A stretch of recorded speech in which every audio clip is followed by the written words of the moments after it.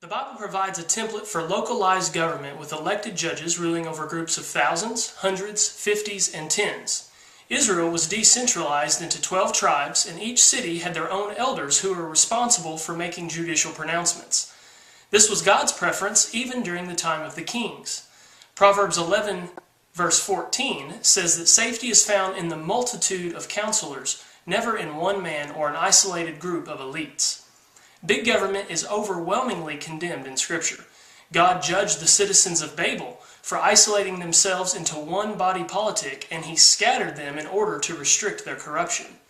God destroys Abimelech for elevating himself above the elders of Shechem, and God judges King David for wanting to centralize the Israelite militia.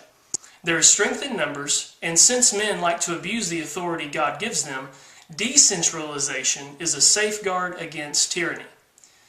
Ron Paul agrees with this biblical principle, which is why he stresses the importance of obeying his oath to follow the Constitution.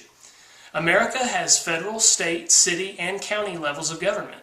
Our founders never intended for the federal government to become as powerful as it has. The states created the federal government, not vice versa, and they were to maintain the majority of civil duties themselves. The 10th Amendment outlines this by stating, "The powers not delegated to the United States by the Constitution, nor prohibited by it to the states, are reserved to the states respectively, or to the people." This is commonly referred to as a states' rights position, and is compatible with the biblical view of localized government. Ron Paul is a 10th Amendment candidate.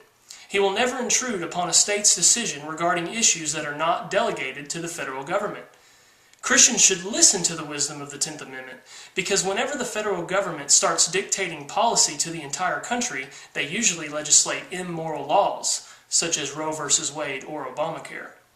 Whereas in a states' rights scenario, citizens at the local level have the best chance of conserving traditional principles.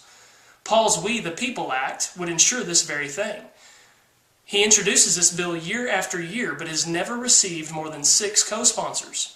Paul is the only candidate that stresses the importance of the 10th Amendment.